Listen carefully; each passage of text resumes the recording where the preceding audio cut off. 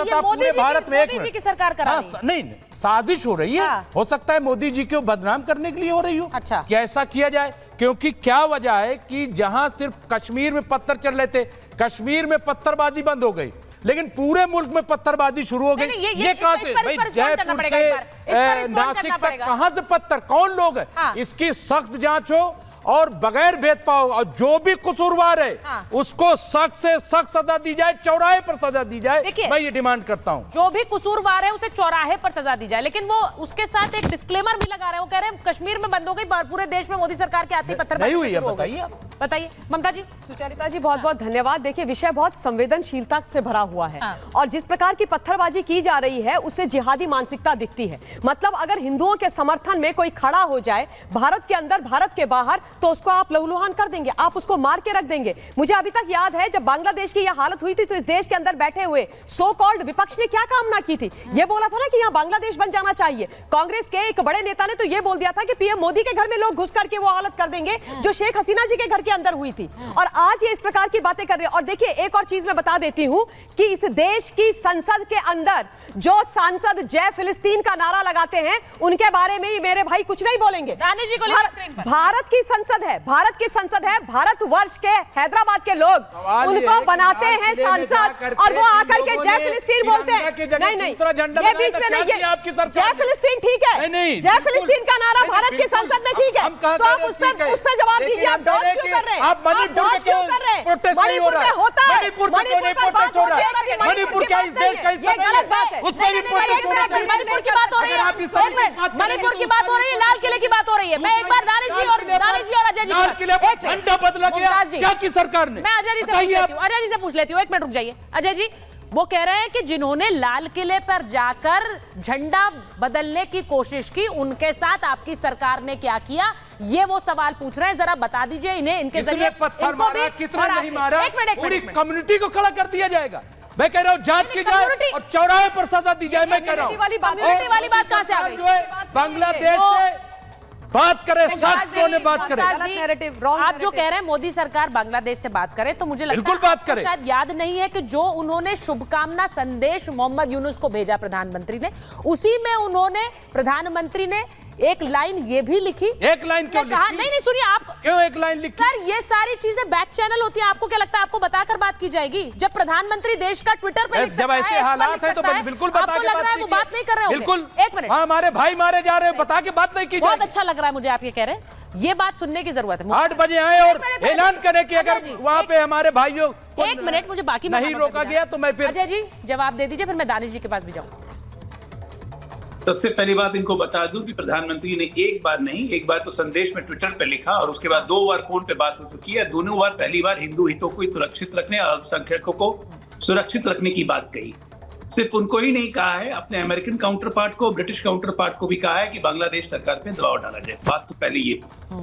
दूसरी बात, जरा इतिहास के पन्नों में चलिए ना, तो हिंदू जेनोसाइड इसी भारत में 2 बार हो चुका है। एक बार सिख जेनोसाइड हुआ 47-48 में, पार्टीशन की विभीषिका जिसको हम 14 अगस्त को मना रहे थे, वो इसीलिए मना रहे थे कि लाखों लाख हिंदू कट के आए थे, ट्रेनों में भर भर के आए थे, उनकी लाशें आई थी, जो 47-48 में सबने देखा था। दूसरी बार हिंदू जेनोसाइड कश्मीर में हुआ, जब हिंदुओं को मार मार के भगा दिया गया, जो नहीं गए उनको काट दिया गया, या बहुतों लोगों ने धर्म परिवर्तन कर लिया, जो आज की सच्चाई है। और तीसरी बार जेनोसाइड देखा लोगों ने, सिख जेनोसाइड, जो 1984 के बाद हुआ। मैं पूरे मुसलमानों को नहीं कह रहा हूं, लेकिन रेडिकल मुसलमान, जावेद इकबाल जैसे रेडिकल मुसलमान जो लश्कर तैयबा से जुड़े हुए हैं, जो कहते हैं कि फ्रीजर में खून नहीं है, वो कह रहे थे, जानते हैं क्या? कि लोग कहते हैं कि बांग्लादेश में रजाकार कहां से आएंगे? आज रजाकार ही है बांग्लादेश में। बांग्लादेश के प्रथम राष्ट्रपति को धूल चटाने के बाद आज जिन्ना की फोटो बांग्लादेश के हर दफ्तर में लग रही है, बड़ा बांग्लादेश का वो नाम कर रहे हैं, और उसी की पुनरावृत्ति की जा रही है बंगाल में, हमारे पश्चिम बंगाल में। बांग्लादेश रियल मामलों में इंप्लीमेंट हो रहा है पश्चिम बंगाल में। चिंता का विषय ये है, चिंता का विषय ये है कि उदयपुर जो राजस्थान में है, नासिक जो महाराष्ट्र में है, वहां पे हिंदू जुलूसों पर आप पत्थर फेंक रहे हैं। क्यों? क्या मानसिकता है आपकी कि हिंदू रिएक्ट करे? हिंदू रिएक्ट करेगा तो क्या होगा? दंगे होंगे। उससे लाभ किसका होगा? और दंगे होंगे तो एक जगह नहीं होंगे, 2 जगह नहीं होंगे, फैलेंगे, ये आप भी जानते हैं। तो देश में अराजकता लाने की एक ब्रॉड कोशिश है ये। और ये सुचरिता जी, ये ब्रॉड कोशिश है जिसके पीछे कोई नहीं चाहता। मैं आ रही हूँ, मैं स्टूडियो में आ रही हूँ। नहीं, एक मिनट मुमताज जी, मेरे पास बहुत मेहमान है, उनको एक बार भी मैंने मौका नहीं दिया, मैं आपके पास में आ जाऊँ।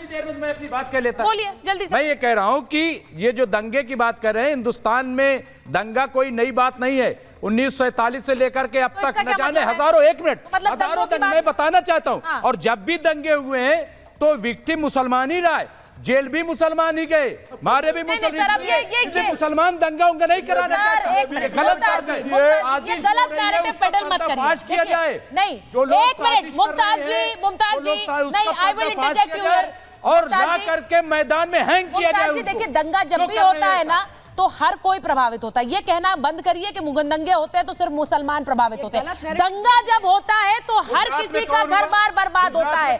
गुजरात, गुजरात में कौन हुआ 2002 में, हमें बताइए। आपको क्या लग रहा है? गुजरात के में जब बाबरी मस्जिद शहीद की गई तब कौन हुआ बताइए। मुमताज जी, ये गलत नैरेटिव है, गलत नैरेटिव है, ये हर गलत नैरेटिव है, ये गलत नैरेटिव, ये गलत नैरेटिव मत करिए। नहीं, गलत नैरेटिव है। और इसी तरह की बातों से ना लोग भड़कते हैं। बहुत दंगे हुए हैं, इसी तरह की कांग्रेस भी इसकी जिम्मेदार है। बातों से और हमें उसके 30 सेकंड्स मांगे थे आपने मुमताज जी, अब आप हाईजैक मत करिए। और मैं आपको फिर बता रही हूँ, अपने दर्शकों को बता रही हूँ, दंगों से हर समुदाय प्रभावित होता है। ये मत करिए, कहिए कि सिर्फ एक मुसलमान। गुजरात में जो हुआ उसमें क्या हिंदू प्रभावित नहीं थे? आप ये गलत नैरेटिव पेडल कर रहे हैं। एक बार दानिश कुरैशी जी आपके पास आ रही हूं, उसके बाद मैं स्टूडियो में वापस आऊंगी। दानिश साहब, जरा बता दीजिए, आपके सांसद के बारे में यहां ममता जी ने सवाल उठाया, अजय जी सवाल उठा रहे, जय फिलिस्तीन कहते हैं वो संसद में जाकर, फिलिस्तीन में इतने समर्थन में इतने प्रदर्शन होते हैं, वो तो शांतिपूर्ण तरीके से हो जाते हैं। लेकिन यहां हिंदुओं के लिए एक मार्च निकलता है बांग्लादेशी, तो वहां पर पत्थरबाजी करते हैं और उसको भी जस्टिफाई करने की कोशिश हो रही है। देखिए, सबसे पहले एक बात समझ लीजिए, किसी भी प्रकार की किसी भी दंगे को जस्टिफिकेशन नहीं दिया जा सकता और देना भी नहीं चाहिए। ये तो हो गई एक बात। दूसरे नंबर की बात, सवाल यहाँ ये है कि देखिए, देश की जो नीति होनी चाहिए, विदेश नीति जो हमारे देश की है, उसमें आप देखिए कि वहाँ की जो परिस्थिति थी, उन परिस्थितियों में सरकार ने जो स्टैंड लिया पुराने प्रधानमंत्री को लेकर के, उसकी बदौलत परिस्थितियां हुई। चलिए, ये तो हो गई एक बात करते हैं हम देश की। तो देखिए, देश के अंदर में मैं आपको बताऊं कि इसी देश में हमने देखा है कि भारतीय जनता पार्टी के शासनकाल वाली सरकार में बाकायदा पंचायत बैठती है और दूसरे राज्य, हरियाणा की सरकार के जिले में, और दूसरे राज्य के लिए वो ये कहती है कि पुलिस आएगी तो अपने पैरों पे जाएगी नहीं।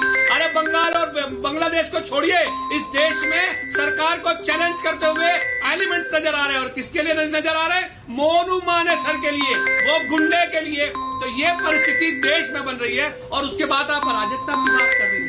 देखिए, कुछ दंगाइयों ने किया, दोनों तरफ जेल करवा लीजिए, कोई भी दंगाई है तो। लेकिन सवाल ये है, पहले फोन बंद करवा लीजिए। कहते हैं कि भाई ये वो के नाम पे आतंक बचा रहे हैं, तो जब तक तो कोई